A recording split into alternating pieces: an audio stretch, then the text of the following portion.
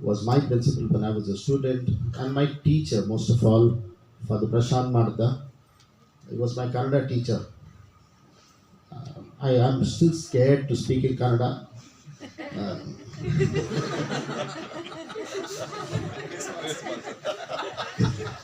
looks like I had received some grace marks. So, yeah. Why I feel very happy is this step where we've got a Prakashana or the publication in our institution here is because we have always been thinking of research, innovation, and finally this publication. We have got so many authors who have written so many books, and yet we didn't have our own Prakashana or the publication. So when we have this, we definitely have added another feather in our cap. There are so many things, new things, there are new initiatives that have been taken, including this podcast. We are in a digital world, and therefore the podcast. All this is going to add to so much of the value of our education here in this institution. When I was thinking about books, new books, and the publications, I was trying to search for an analogy. The word that I got in my mind is depth. Depth and the whole idea of an ocean. And what happens to each of us is, if we were to just skim on the surface, what we would get is just the pollutants there. But if we were to go deeper and deeper, you would explore and see there is such a big world there. I like Father Prashant Martha referring to some small little things, not going deeper, whether they are snakes of Rajasthan or what are the many other things that you said. I suppose there is something or the other that you discover as you go deeper into the ocean. Each author is something like the diver who goes deeper into the ocean, comes back and reveals something of his own experience. Maybe it's his personal experience, maybe it's something that he has discovered, what he has observed, and then that he presents to the rest of the world. How sad this world would have been if everyone had kept their experiences to themselves. But we are lucky that we have got authors and those who have written books, because every book, they say, is an adventure to be experienced. The book for the reader will be an experience, but if it has to be his experience, it has to come from the experience of the author.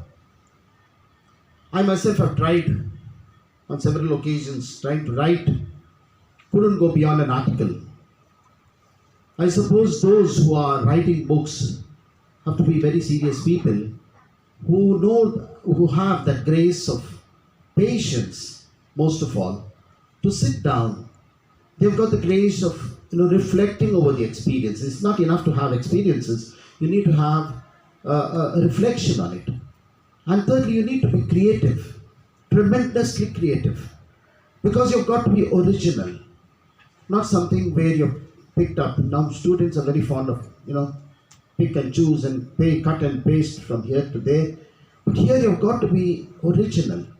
And when you're being original, so much of yourself gets poured into that book that is written. Each of these four authors, I'm sure, have done so much of that work, going deep into the ocean and then discovering something and bringing it up to the fore to us. Having this Prakashana is important not just for what you give to the world, but also I suppose it's a great example that you give to the students. That the students have to similarly go deeper into, when you as professors, many of you are here, the members of the staff, when you get into this writing and exploring and do researching, I suppose you become an inspiration for your students. Many of your students will come back and tell you, I learned a lot from you because of the way your outlook of life, your outlook to the subject and to the studies, and therefore they will take it up from you because they will learn to go to the depths. And the book reveals the depth that you have in your subject and what you have to offer. I'm sure this particular occasion for us is also something that we will remember and add to it. It's no point having a Prakashana and then forgetting about it. But it is necessary to say each one of us shall contribute to make sure that this Prakashana becomes really a Prakashana which everybody takes note of. And not only that, as Father Prashant also mentioned, to give a lot of publicity to this, so that books that come out of this Prakashana will also be known to people and everybody will read. This habit of reading is something uh, the habit is among the students especially is rather dismal, I should say. And yet there are students who read a lot. I think we need to encourage this from the lower classes.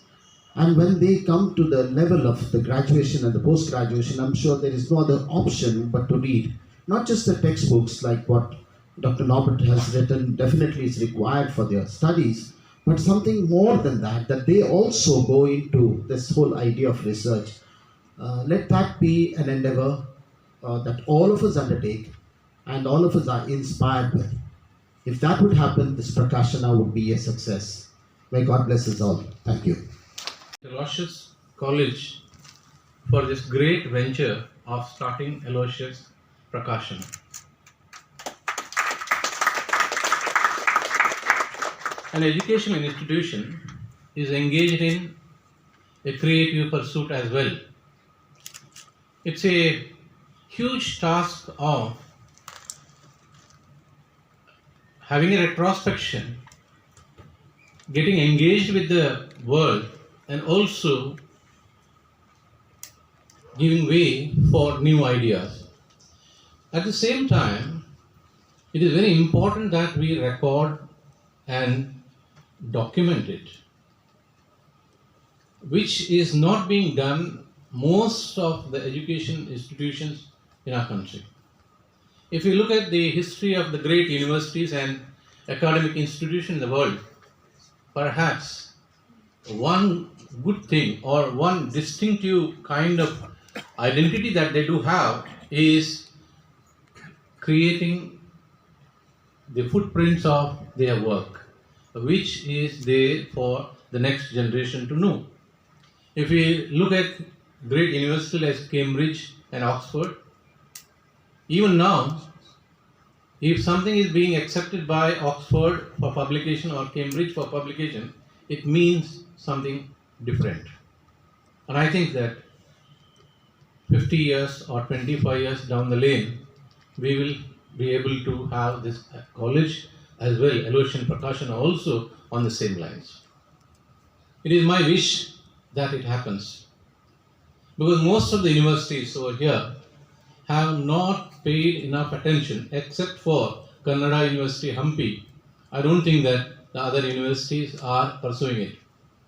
Actually, Prasaranga of Mysore University did great work, and greatest poet Kuvempu named it as Prasaranga.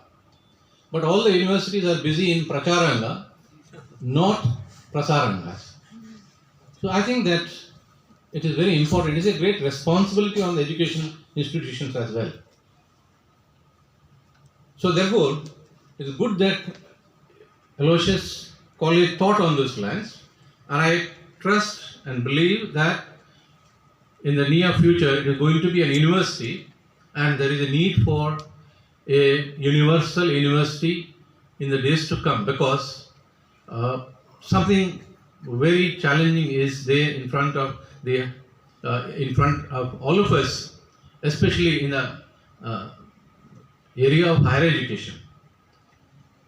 So I remember having read something during the Cold War period, when Russia or USSR was able to take on USA.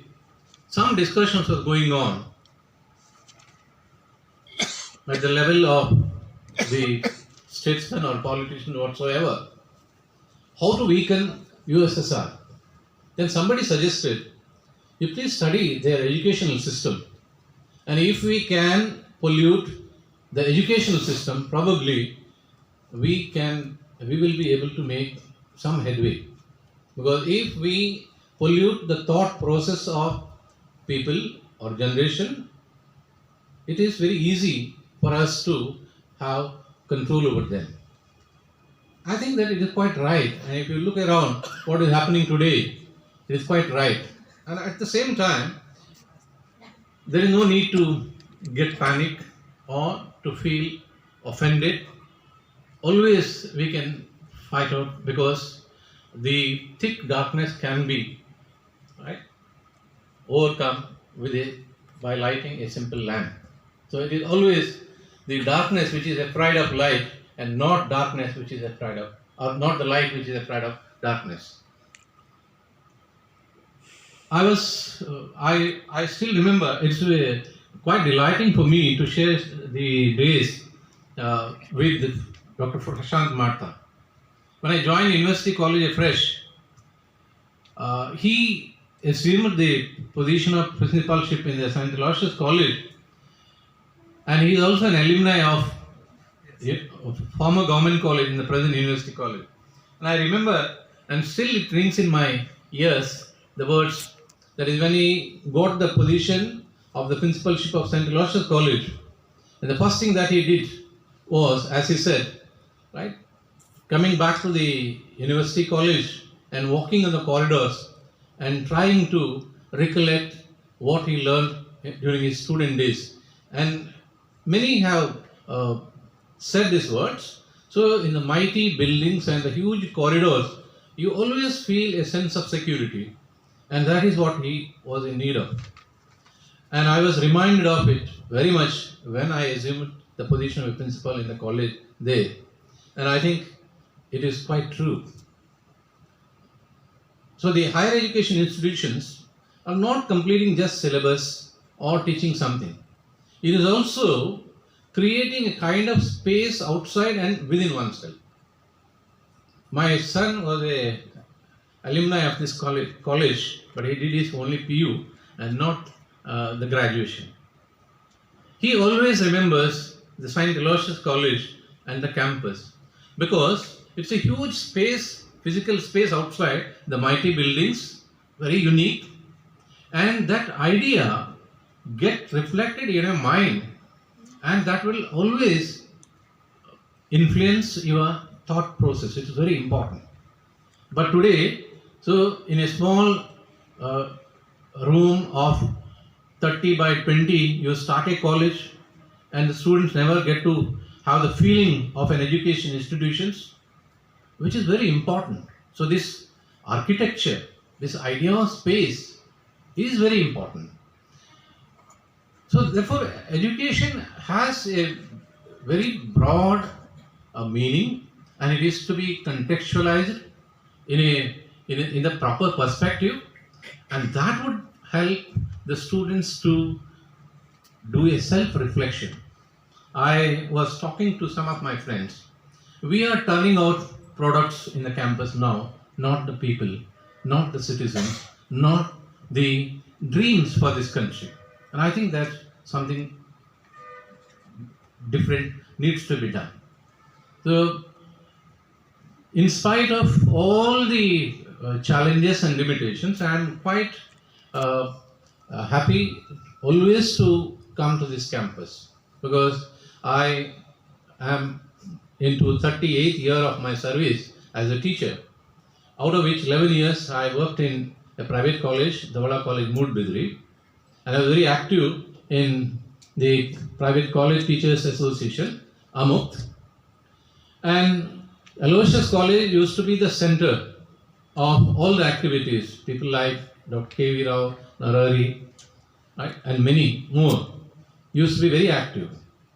Now, one great thing about this institution is it has always been able to, or it has always been trying to inculcate democratic values, disseminate the importance of creating small republics wherever the students go.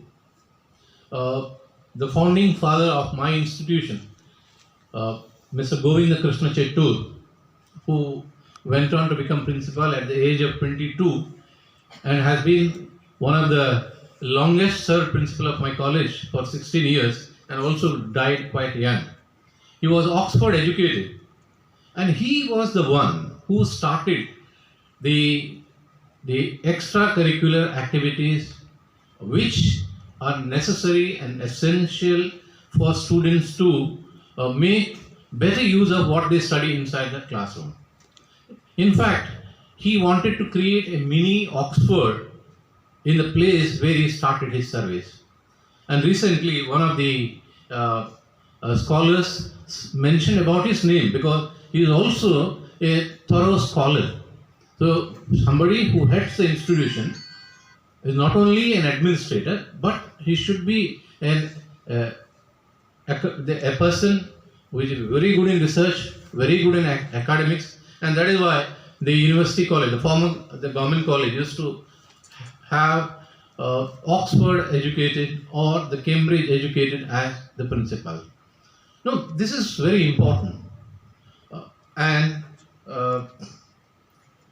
I'm really thankful to the principal, the rector, and all my friends, Dr. Vidya, for having given me this opportunity to be a witness to this historic event. And I think that it's a great job. I wish this Aloysius Prakashana all the best. And I think that getting published in Aloysius Prakashana is going to be the benchmark in the days to come. Thank you very much.